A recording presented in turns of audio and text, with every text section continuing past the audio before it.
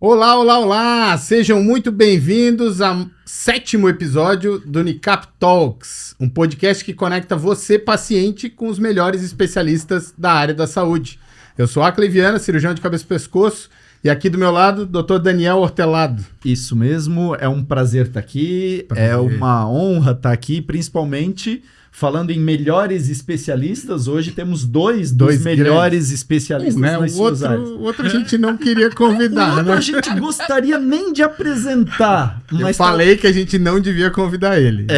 A gente tinha prometido para todo mundo não convidá-lo, mas não teve como. Não deu certo, né? Não deu certo o nosso plano, tivemos que convidar. A gente convive com ele há mais de 20 anos. Eu há mais de 20 anos. Tu também. Eu também, há mais de 20 anos. E a gente não queria que as pessoas sofressem o que a gente sofre, né? Mas não tem jeito, a gente quer espalhar esse sofrimento para todo mundo. Vamos deixar todo mundo sofrer junto. Ai. Eu já vou apresentar ele para vocês. E principalmente a nossa convidada especial, né? Que é o... Essa sim que é importante. Especial, exatamente.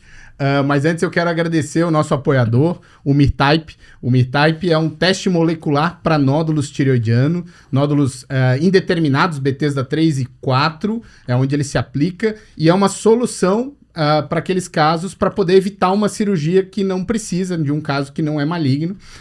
Então, se você quer saber mais informações sobre o MirType, entre em www.oncos.com.br. www.oncos.com.br, né? Senão o cara vai escrever Oncos com K junto. Só o detalhe que o Oncos é com K. Com K.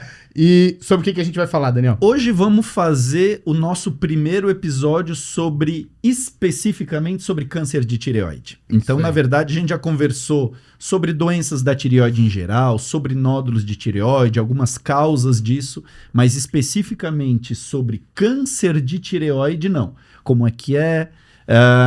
Quais são as formas de tratamento, quais são os tipos, diagnóstico, investigação, segmento.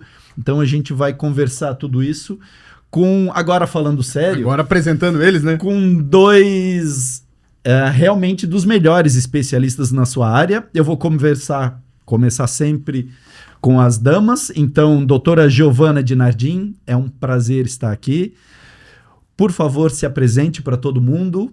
Então, primeiro eu gostaria de agradecer o convite, eu fiquei muito feliz e achei muito legal essa iniciativa de vocês e quero até parabenizar o grupo de vocês, muito bom para trazer uma informação de qualidade aí para os pacientes e para a população em geral.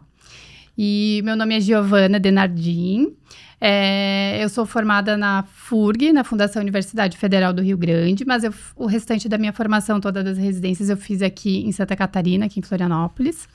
E hoje eu atuo e moro em Garopaba e aqui na região metropolitana em São José, na Clínica do Saúde, aqui em São José. A gente vai conversar muito ainda contigo, Giovana, obrigado por ter vindo. E nosso segundo convidado, Acley, queres apresentar, já que ele é o teu karma há mais de 20 anos? Eu ia dizer, cuidado. Cuidado. Ó o processo. O Gustavo de Los Santos, ele trabalha com a gente, é cirurgião de cabeça e pescoço. A gente fez um monte de brincadeira com ele, mas é porque a gente é realmente amigo há mais de 20 anos. Ele foi meu colega de turma, ou eu fui dele, depende do ponto de vista. E o Daniel também conhece ele desde a época da faculdade. Então, assim, tudo que a gente falou do Gustavo é brincadeira. A gente não desmerece a qualidade profissional. Só a pessoa. A gente só fala isso com quem a gente tem intimidade. Isso, a gente só fala mal de quem a gente conhece. Gustavo, te apresente para todo mundo, Gustavo. Valeu. Obrigado pelo convite. É um prazer estar junto com vocês, nem tanto. É um prazer estar aqui. A gente sofre também. Obrigado pelo convite. Estar no lado de uma grande endocrinologista que atende aqui em São José, no mesmo prédio que a gente tem em nossa clínica, lá na Vidália. É verdade. A Endo Saúde fica lá no Caplatz, no mesmo prédio ali em Campinas, um prédio excelente. Andares diferentes, mas no mesmo local. Então, a Endo Saúde, uma clínica linda, bonita, bem organizada, aqui nem a nossa lá também. Então, é um prazer estar aí. Uma excelente endocrinologista que já conhece também desde o HU há um tempinho já. E tenho o prazer de, às vezes, compartilhar pacientes. E eu sou Gustavo, então Gustavo Felipe de Los Santos, sou cirurgião de cabeça e pescoço, trabalho na NICAP desde 2009, cirurgião de cabeça e pescoço, moro aqui, sou manezinho, de Florianópolis, e tenho uma família linda, 2 filhos, vários grandes amigos. Né? Um filho atentado. Atentado, vários amigos, um grupo que funciona muito bem, prazer estar aqui. Dentro do possível aí, que inteligência é com a doutora. Eu sou a parte cirúrgica. Sou a parte cirúrgica, inteligência. Fica com a doutora. Obrigado, valeu. Diz onde tem que cortar, né? Obrigado por ter vindo. A gente sabe o quão ocupado é o Gustavo. A gente sabe que ele está sempre viajando para dar proctorias, principalmente de ablação. Que a gente ainda vai conversar sobre isso, vai ter um episódio específico sobre ablação, mas hoje a gente vai falar sobre câncer de tireoide. Para vocês que viram os outros episódios, vocês viram que a gente já começou a falar sobre tireoide, sobre doenças de tireoide, falamos sobre nódulos, sobre problemas de função, mas especificamente sobre câncer, Giovana, a gente não falou nada. Então, assim, bem do começo, para a gente começar... O que é o câncer da tireoide? Como que ele surge? Como que é diagnosticado? Como é que é isso? Bom, então acho que a primeira coisa, né, é importante a gente falar, porque muitas pessoas perguntam, por que surgiu isso em mim? Por que surgiu esse nódulo, né? Então, existe um equilíbrio ali nas nossas células, nos nossos tecidos, entre a proliferação das células e a morte dessas células. Quando acontece um desbalanço, né? Aí seja por uma mutação, né? Alguma questão hereditária, alguém que tenha fator de risco, acontece uma proliferação exagerada e desordenada dessas células. E aí, essa proliferação vai surgir ali uma massa ou um tumor que, na parte clínica, se manifesta como um nódulo, né? Que aí a gente depois pode investigar e saber se é ou não um câncer, dependendo do tipo dessa proliferação. E acho que da parte clínica, né, os pacientes ficam muito preocupados, né, sempre quando aparece algum nódulo. Então, a primeira pergunta que eles nos fazem quando eles veem que tem ou no ultrassom, ou quando a gente até palpa o nódulo, é se esse nódulo ele é maligno ou não, né? E eu acho importante também falar que, na verdade, a maioria dos nódulos, eles são benignos, né? Mais de 90%. Então, aí tem uma prevalência aí de todos os nódulos de 5%, 10% de malignidade. Né? Então, a primeira coisa é acalmar o paciente, né? A gente teve um episódio onde a gente falou sobre nódulos de tireoide e essa estatística, ela ficou bem presente, né? O quanto os nódulos de tireoide são comuns na população em geral, né? Que até 50% das mulheres vão desenvolver um nódulo de tireoide ao longo da vida, mas que os nódulos malignos, né, o câncer de tireoide, ele já não é tão frequente quanto os nódulos benignos, que é o que você acabou de falar, né? Em torno de 10%, mais ou menos, dos nódulos, eles vão ser malignos, né? Uma coisa que as pessoas têm a impressão, e aí eu vou perguntar para a Giovana, mas o Gustavo acho que pode complementar, é que o câncer de tireoide tem aumentado, né, Daniel? As pessoas falam assim, né? Por que tem aparecido...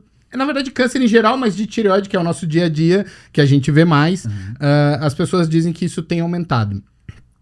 Vocês acham que isso é uma realidade? Realmente tem aumentado o número de câncer de tireoide? Ou a gente está falando de uma percepção das pessoas relacionada talvez ao aumento de diagnóstico e tudo mais?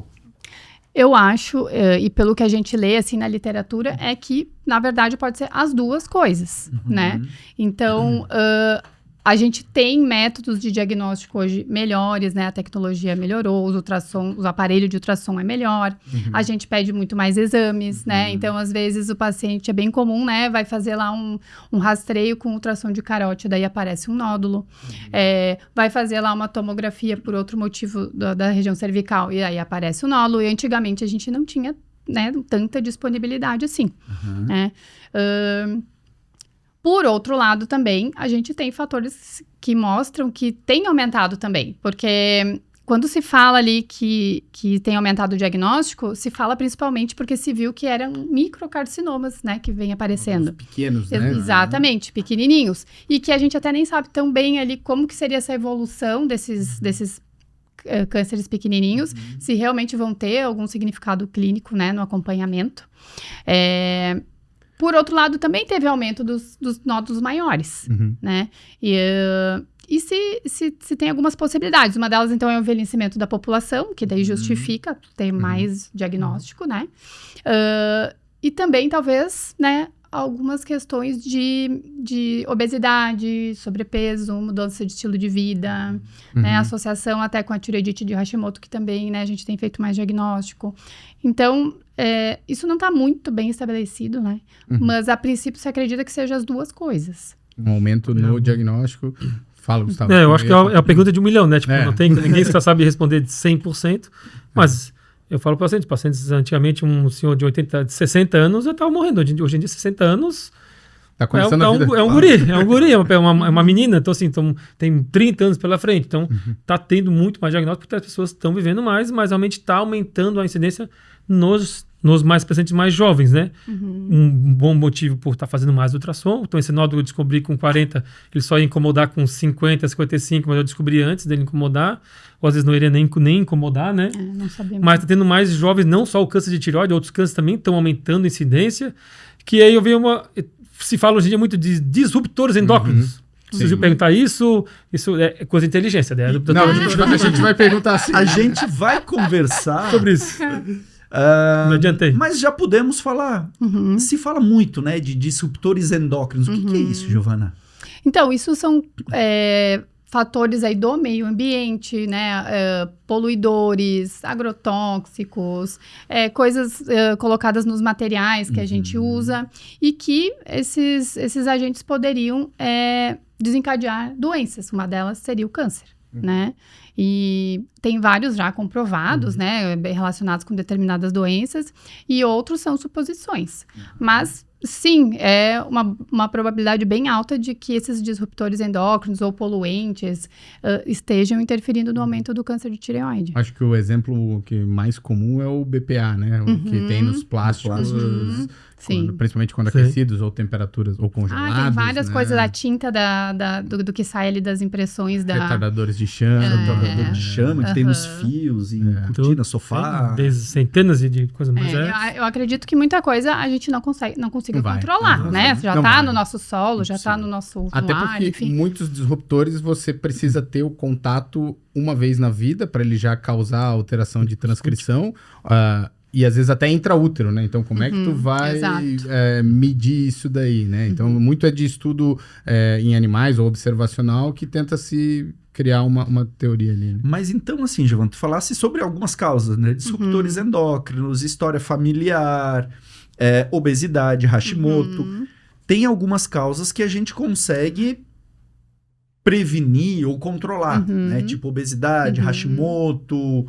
Isso, a gente fala que tem as causas internas, né? Que são as relacionadas ao paciente, e as externas, que aí são alguns fatores que a gente consegue modificar, né? Por exemplo, a hereditariedade a gente não consegue modificar, né? Que é um fator interno. Também a questão imunológica, às vezes, do paciente, né? Que está intrínseco a ele também, não conseguimos modificar. Mas os externos, sim. Então, outra questão que é bem importante é a da radiação, né? É bem relacionado, né? Principalmente radiação em crianças, né? Então, crianças que tiveram algum tumor, algum linfoma, que tiveram que fazer tratamento com radiação. Mas também adultos ou outro tipo, às vezes trabalhadores, né? Que ficam nesse meio, também está associado. E também, né? Isso foi bem comprovado quando se usou a bomba atômica, né? Que teve o aparecimento de muitos casos depois de câncer de tireoide, né? Eu tenho um caso, eu sei que os principais é a Giovana e o Gustavo, mas eu tenho um caso que eu queria contar, Clay. Conta, abre teu coração. Não, há alguns anos atrás, eu operei um paciente jovem, devia ter 30, 40 anos no máximo, que o pai dele era embaixador do Brasil na Bulgária durante o acidente de Chernobyl. E ele disse que, por causa da cortina de ferro do comunismo, eles não avisaram do acidente de Chernobyl. Isso foi... O único país que eles avisaram foi a Polônia. Eles deram pílulas de iodo para proteger na Polônia. Mas fora da Polônia, todos os outros países da cortina de ferro, eles não avisaram. A mãe dele teve um câncer de tireoide muito grave, que teve que fazer esofagectomia. E ele, quando veio comigo, tinha um câncer horrível, que eu não lembro de um tumor tão grave quanto desse menino que estava na nuvem de radiação durante o acidente de Chernobyl. Então, isso influencia muito. Ele era criança na época, Claro. pegou essa incidência da nuvem de radiação. Então, é um caso que eu lembro até hoje, assim. E a gente vê também, né, Gustavo, muito em pacientes que são tratados por radioterapia, né? Cervical, né? A gente vê. Principalmente em jovem, né? As crianças ali que têm linfoma, leucemia, acaba tendo que fazer químio, radioterapia. Nossos pacientes de câncer de cabeça e pescoço, já em mais idade, não aumenta a incidência, né? Mas em jovens, realmente, aumenta bastante. Mas daí vem aquela preocupação, posso fazer mamografia, posso fazer raio-x de pulmão? Tu acha que tu tem a dizer sobre esses raio-x esporádicos? Os exames sempre devem ser pedidos com indicação, né? Então, a mamografia, por exemplo, dentro da sua indicação, aumenta... a radiação ali é muito baixa, né? Sim. Então, o benefício, com certeza, supera, né? Muito baixo. Exatamente. E assim, Giovana, de forma um pouco mais prática agora. O paciente fez um Doppler de carótida e encontrou um nódulo, ou foi no teu consultório para tratar outra coisa, você palpou a tireoide e sentiu um nódulo. Qual é o primeiro passo? Como que é feita essa investigação? Como é que a gente descobre um câncer de tireoide? Bom, então, geralmente a principal forma é durante o exame físico, né? Na palpação, né? Então, quando se palpa ali um nódulo, já se faz um diagnóstico do nódulo para depois segmento. Então, o segundo exame, e que tem uma sensibilidade muito boa, é o ultrassom da tireoide, né? Tem uma sensibilidade ali em torno de 95%. O que significa isso? Que a cada 100 nódulos ele consegue detectar 95, né? Então, é um excelente exame para avaliação dos nódulos. E, além disso, o ultrassom ele também consegue mostrar para a gente as características.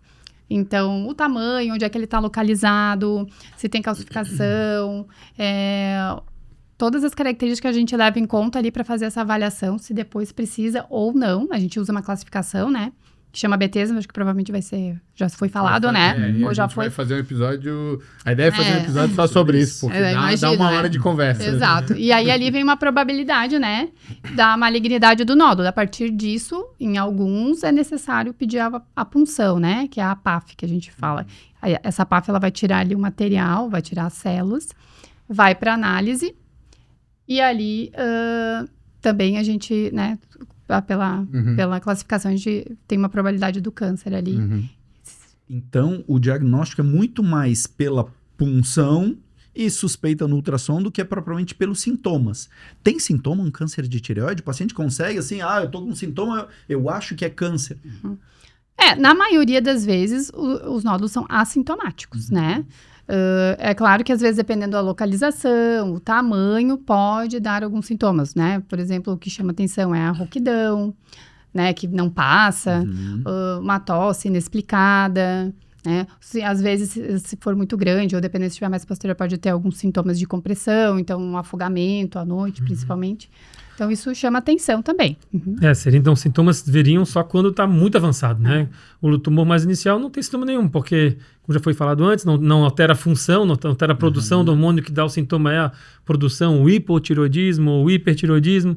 Então, o nódulo é um nódulozinho, eu sempre falo para o paciente, é o caroço do abacate, ele está lá dentro, você não consegue ver o caroço do abacate, o caroço está lá dentro. Então, para você saber, você tem que fazer um ultrassom. Comparações do são muito boas. Eu tento, para o paciente poder entender, né? É algo lá dentro. Então, ele só consegue dar sintoma quando está muito grande, pegando estrutura. Então, estrutura do nervo, esôfago, ou dá metástases volumosas que você consegue sentir o volume, né? Tanto do tumor quanto do nódulo. Então, mas o sintoma somente as bolótomas avançadas, lesões avançadas. Iniciais, não tem sintoma nenhum. Perfeito. E, Giovana, nós, cirurgiões de cabeça e pescoço, costumamos já receber o paciente, não sempre, mas na maior parte das vezes, já com o ultrassom feito, com a punção feita, com o diagnóstico firmado de câncer só para fazer o tratamento e devolver para o endócrino. Então, a maior parte dos nossos pacientes já chega tranquilo na consulta, já sabendo do seu diagnóstico, que o endócrino já avisa. Mas se você vai atender um paciente que está na tua frente ali, abre o exame, carcinoma, o que a gente tem que conversar com ele? O que tu conversas? Como é que é? O que tu explicas para ele nesse momento?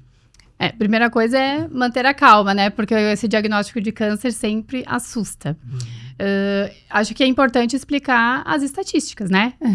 Então, na grande maioria das vezes, quando a gente faz o diagnóstico, o câncer da tireoide, ele está localizado na glândula mesmo, né? E nesses casos, a sobrevida é muito alta, 99,9%, né? Então, primeira coisa é isso. A segunda coisa, então, é explicar, né, como que vai funcionar a cirurgia. Em alguns casos, às vezes nem precisa fazer a tireoidectomia total, né, que é tirar toda a tireoide. E também não é todos os casos que vai precisar tomar aquela dose de iodo. Então, isso a gente vai avaliar, é individualizado, né? Cada paciente vai ter uma conduta diferente.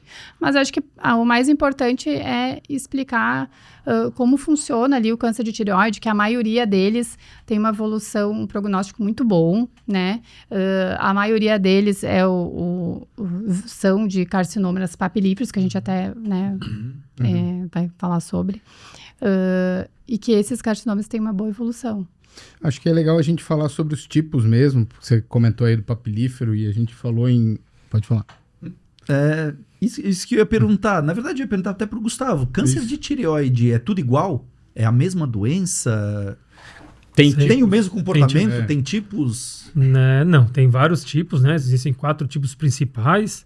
2 juntos que são os tipos mais relacionados com a célula tireoidiana, que é o papilífero, que é 80%, 90% dos pacientes, que é o melhor deles.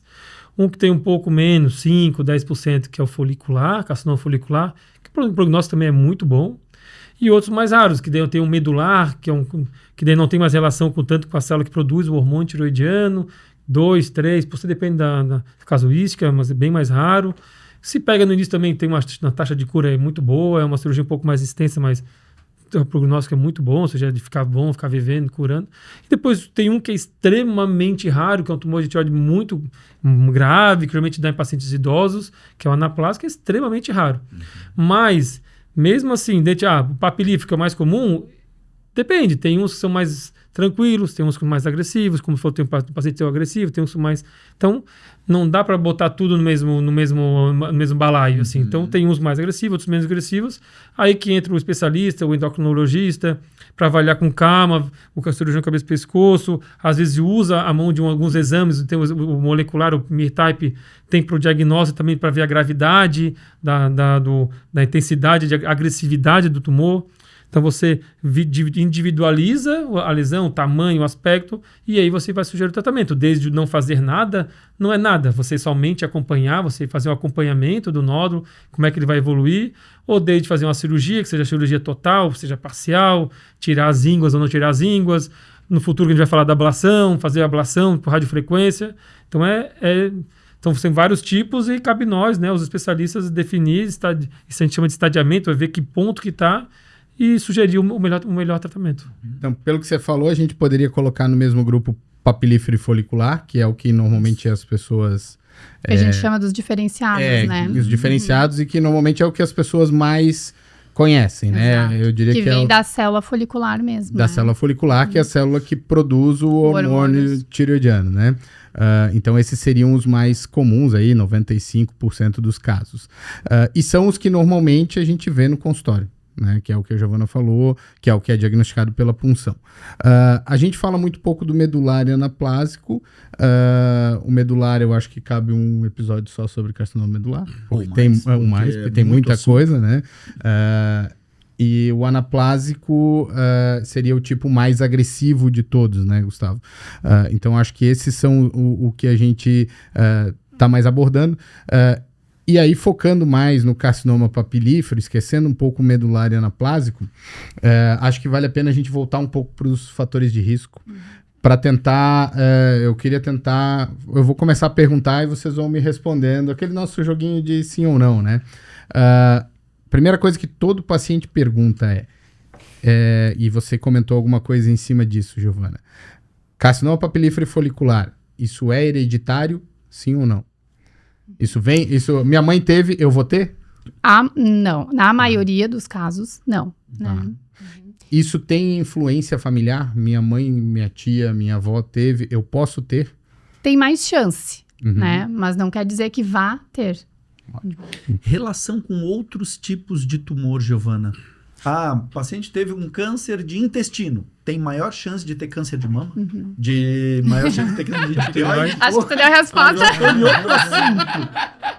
Agora até eu quase levantei e falei, esse aqui eu tô no lugar errado. Disso eu já não entendo, né? Então, existe uma associação, né, aí com o câncer de mama, né? A gente não sabe exatamente muito bem qual é a associação, mas sim, se tem mais... Quem teve câncer de mama tem mais chance de ter um câncer de tireoide. Essa relação, os pacientes se preocupam muito, né? É comum a gente ver vindo, né, Gustavo, do mastologista, às vezes direto, que viu o nódulo, investigou, fez a punção, e é uma coisa que preocupa bastante com eles. E uma dúvida que eles sempre têm, o inverso. Quem tem câncer de tireoide tem mais chance de ter câncer de mama ou não? Não tem trabalho mostrando... Tem da mama para tireoide. Tem alguns genes que tem relação um com o outro. E também tem faz mais diagnóstico que faz mais exame, né? Que tem câncer de mama, acaba fazendo mais exame. Mas o inverso, tireoide para mama, não. E também não que... meu pai morreu de câncer de garganta. Deve haver tumor na garganta pelo cigarro. Câncer de intestino. Não. O único que tem relação, alguma certa relação é mama. Mas não quer dizer que tem câncer de mama, vai ter tireoide. Aumenta um pouco, né? Então também não é de se apavorar. Também são duas doenças tão comuns, principalmente nas mulheres. Eu acho que a gente até não falou, né? Que então, o câncer de tireoide, na verdade, é bem mais comum em mulheres, né? 3 vezes mais. Eu tava vendo uns dados do INCA aqui no Brasil. Está tendo 16.600 casos novos todos os anos de câncer de tireoide. Desses, 11 mil e poucos são mulheres. Então, bem mais, né? Mais mulher. Eu acho que é o segundo, terceiro mais comum em mulheres, né? Daí acho que depende, eles listam até os estados e tudo, né? Em São Paulo parece que é o terceiro, mas acho que no Brasil é o quinto. Assim, na média. Em geral é quinto, né? Se eu não me engano é quinto. Porque é mama, colo de útero, acho que é ovário. Quarto, acho que é pulmão. Pulmão, daí depois vem tireoide. Mas assim, quinto já é muito frequente. Né? É muita gente. Nos homens nem entra entre os 10 primeiros, se eu não me engano. Acho que nem entra entre os 10 primeiros. Outra coisa que... Vocês falaram sobre a exposição à radiação, então já que a gente está falando de fator de risco, acho que vocês deixaram isso bem claro, né? Então, são normalmente exposição à radiação em idades mais jovens, em crianças, coisas assim. A exposição à radiação de exames não causa câncer de tireoide, então dá para fazer a mamografia, a tomografia tranquilamente. Porque eles protegem, né? Eles botam o protetor, né? Existe o protetor de tireoide ali para ser colocado. A Giovana comentou sobre mais comum em mulheres, comentou sobre idade, né? Que quanto mais velho, o Gustavo também falou, quanto mais vai envelhecendo, nós aí, né? Eu já depois dos 40 já tive o meu. Então, vai envelhecendo, você vai virando um candidato a isso. Uma coisa que as pessoas sempre perguntam, Giovana, em relação ao iodo. O iodo do sal pode causar câncer de tireoide, sim ou não? Aquele iodo do dia a dia do sal. Ou, o meu médico me receitou umas gotinhas de solução de iodeto. Eu ia deixar a polêmica para depois. Protege? Não, é o seguinte. Existe uma associação ali de fatores de risco, principalmente do câncer do folicular, né? Com deficiência de iodo. Então, assim, ter uma suficiência de iodo é importante. Porém, os estudos populacionais mostram aí que o Brasil é suficiente de iodo. Então, na verdade, o iodo ele tem uma relação que a gente fala que é em U, né? Com as doenças da tireoide, né? Então, tanto se tiver pouco, causa doenças é ruim, e excesso também. Então, fazer uso de suplementação não está indicado. Inclusive, pode dar doença de tireoide, exatamente. Perfeito. Acho que isso é bem importante falar mesmo. A gente vê bem comum, né? É bem comum de ver, e assim, já vi paciente... Do câncer é difícil a gente conseguir relacionar, mas já vi trabalhos que mostram justamente essa relação em U, tanto da deficiência quanto do excesso em iodo, seria um possível fator causal para o câncer de tireoide. Mas as alterações da função também acontecem dessa também. mesma forma, né? E, então, assim, o paciente às vezes está tomando ali... Que aí a gente percebe bem, né? Exatamente. Começou a tomar, mês seguinte já desencadeou alguma coisa. E às vezes de maneira definitiva, né? Vai Sim, desenvolver um hipotireoidismo pode, de maneira não retorna definitiva. mais. É, exatamente. E já Não, que tem a gente que tá cuidar. falando de temas polêmicos, hormônios anabolizantes, Isso é que é tudo. muito comum. Hoje em dia, no consultório, a gente vê muita gente usando, tanto homens quanto mulheres. Tem relação com isso? Isso eu não li sobre isso, não sei te dizer. O único que eu li uma vez que poderia ser, mas tu teria que ter algum outro fator predisponente, seria o hormônio de crescimento, né? O GH, né? Que ele é proibitivo em quem já teve, Quem né? já Isso teve. é Sim. fato, né? Ele é uma contraindicação formal.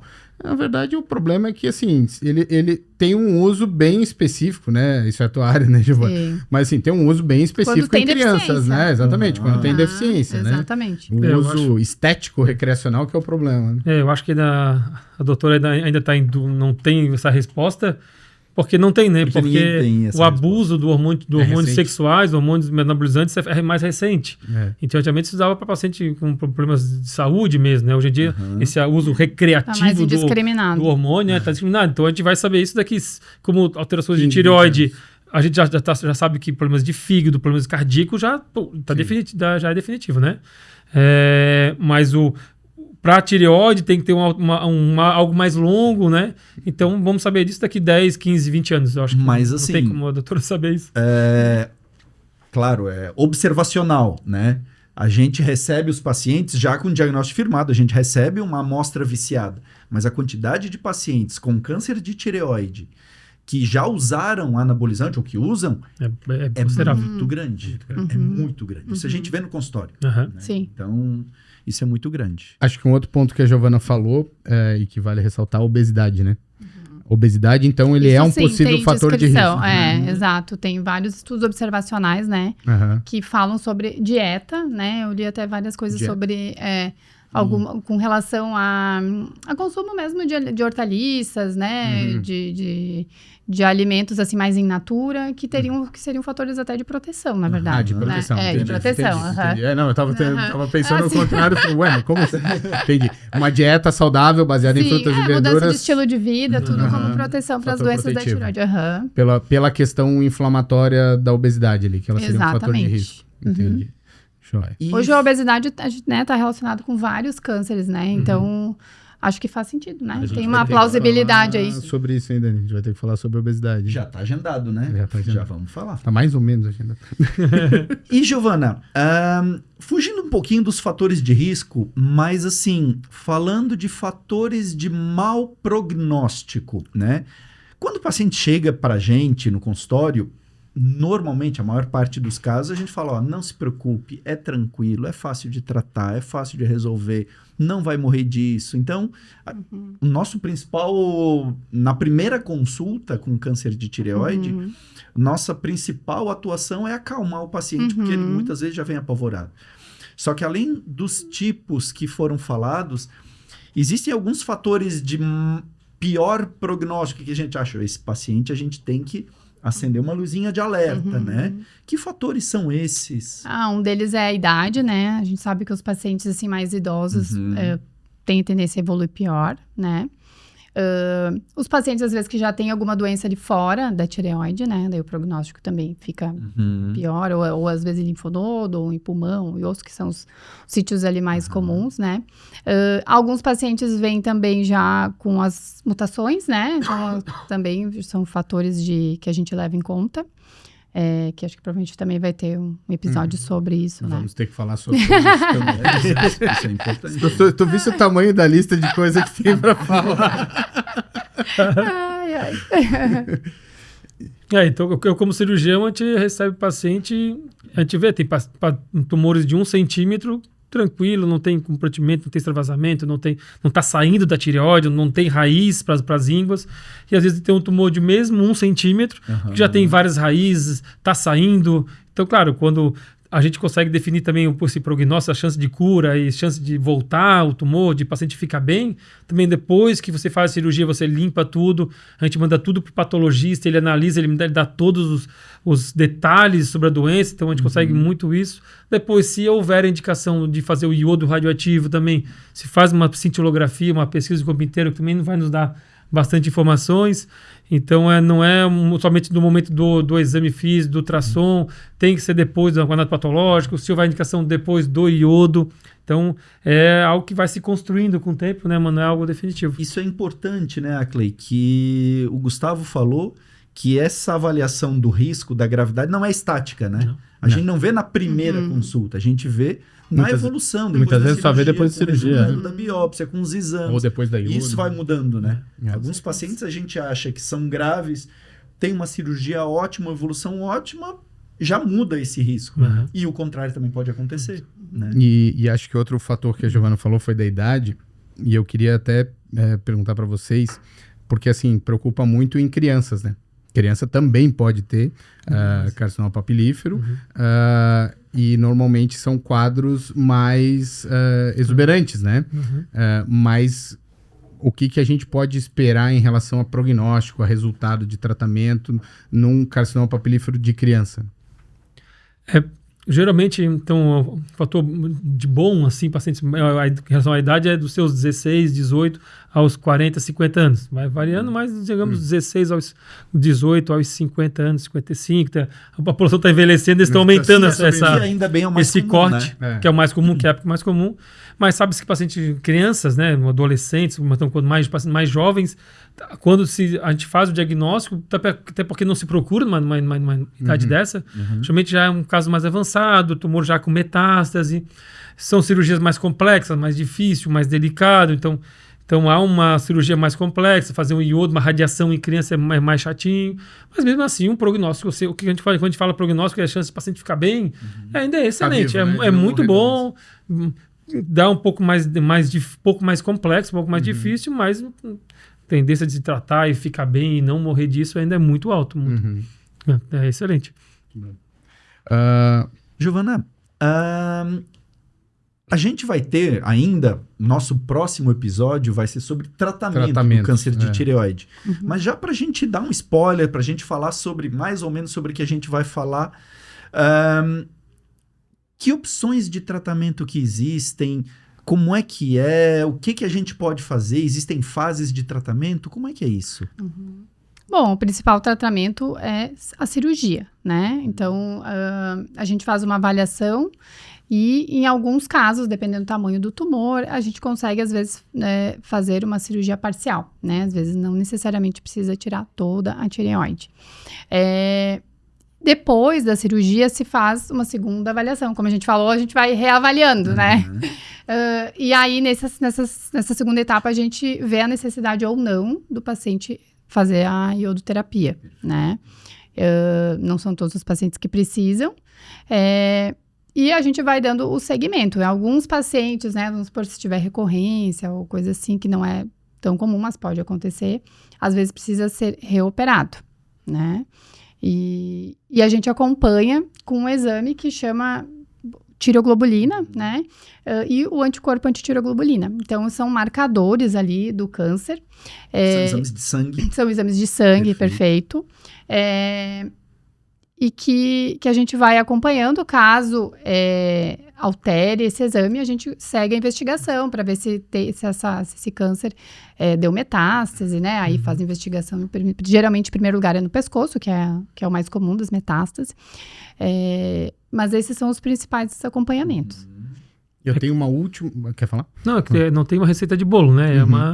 Cada caso é personalizado, né? Avaliado, e você vai desde o nada ao tudo, desde acompanhamento, paciente mais idoso, nódulos pequenininhos, faz você tratamento minimamente invasivo, com uma agulha, ablação, tiroidectomia parcial, que você mantém o outro lado que produz um pouco de hormônio, a cirurgia de menor risco, então a qualidade de vida do paciente é melhor e menor risco, da total, também não que a total dê uma qualidade de vida ruim, a qualidade de vida é muito boa, se já tem metástase, tem raiz, quando a doutora falou que a principal causa do tumor espalhar é para os linfonodos, a gente tem que fazer mais exame, uma cicatriz maior.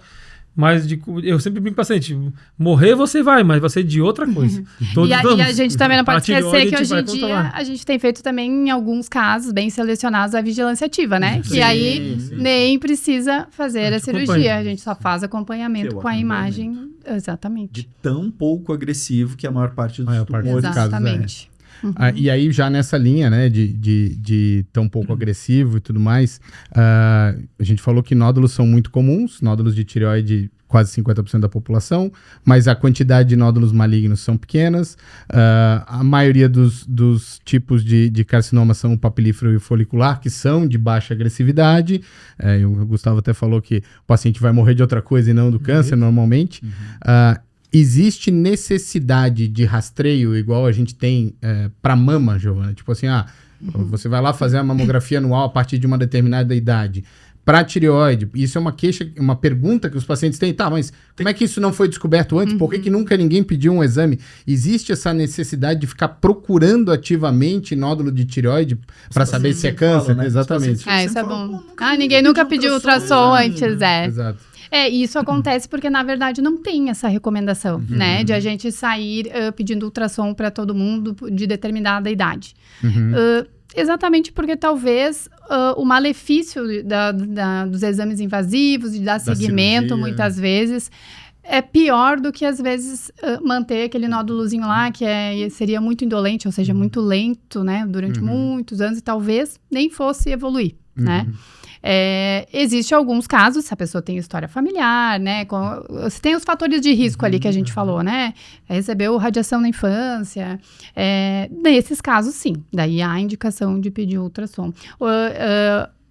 Talvez hoje em dia, até nos pacientes com tireoidite de Hashimoto, que é a doença autoimune da tireoide, tem trabalhos mostrando que esses pacientes têm mais risco de câncer de tireoide, então teria benefício de pedir ultrassom para esses pacientes. Como uma pesquisa ali. Exato. Né? A população em geral não, né? Então a população em geral não precisa. Em geral não tem essa recomendação. A gente, né, como endocrinologista, em toda consulta a gente acaba palpando ali a tireoide, faz o exame clínico. Porque normalmente, se a gente palpa o nódulo, já é um nódulo acima de 1 centímetro, então que daí realmente vale a investigação, Vai ter que ser investigado. Exatamente. O nódulo visível, o nódulo palpável, esse a gente entra em consenso que, né, tem que ser investigado. O nódulo que tu achou em outro exame também, né, os Dopplers de carótida são comuns, né? Então, assim, encontrou, tu também vai investigar, não quer dizer que vai operar, mas que vai tratar, que vai funcionar, mas você vai investigar. Agora, a pessoa assintomática, que não tem nódulo visível, não fez nenhum exame mostrando, não vai ter, ainda mais jovem, né, se for muito jovem, não tem realmente benefício. Queres fazer mais alguma pergunta, Daniel? Não quero fazer pergunta, mas eu fiquei com vontade de saber mais sobre o tratamento do câncer de tireoide. Aí vai ser para a próxima semana, né? Eu conto, mas é na próxima semana. É isso aí. Mas eu queria agradecer muito a participação desses dois colegas, amigos, profissionais excelentes. Giovana, Gustavo, obrigado por ter vindo. Eu que agradeço. Giovana, queres falar alguma coisa? Dá teu endereço, teu @... Onde te encontram? Primeiro, eu queria agradecer de novo, né? Fiquei muito lisonjeada de ser convidada, tá? O grupo de vocês é excelente, né? Obrigado. Todo mundo sabe o grau de competência que vocês têm, tá? E, bom, eu trabalho aqui em São José, então, na Clínica Endossaúde, né? Na Presidente Kennedy. E em Garopaba eu trabalho na ProSaúde, tá? Que é onde eu moro. E tem Instagram? Assim, é a doutora Giovana Denardim. Gustavo. Só agradecer novamente, obrigado. Prazer receber a vamos te doutora aqui convidar do de meu novo. lado. Não vamos te convidar. Espero os novos convites. Eu acho que a gente vai ser obrigado a Vai ser obrigado.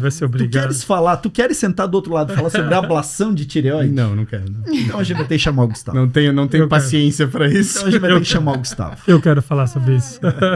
Obrigado, é um obrigado. prazer estar do lado de vocês e um prazer trabalhar com vocês. Deixa teu @, onde os pacientes podem ver mais informações sobre o que tu faz. No meu é @Dr. Dr. Gustavo de Lois Santos. E depois da ablação eu falo no próximo, no 10º. Valeu, abraço. Daniel, teu @. Dr. Daniel Hortelado. Nos sigam para mais informações sobre cabeça e pescoço em geral. E tem no nosso site, né? www.nicap.com.br. Aliás, bem lembrado, lá tem alguns materiais bem legais Tem sobre bastante. tireoide, sobre nódulos de tireoide, e-books, dá para blog. baixar ali, é bem legal. Eu quero agradecer ao nosso apoiador, a Mirtype, da empresa Oncos, que é um teste molecular para nódulos indeterminados de tireoide, ajudou a realizar esse episódio aqui. Agradecer aos convidados, agradecer ao Daniel e agradecer você que ficou até o final. Muito obrigado pela sua presença. Esperamos você no próximo. Um abraço. Tchau, tchau. Tchau. Tchau.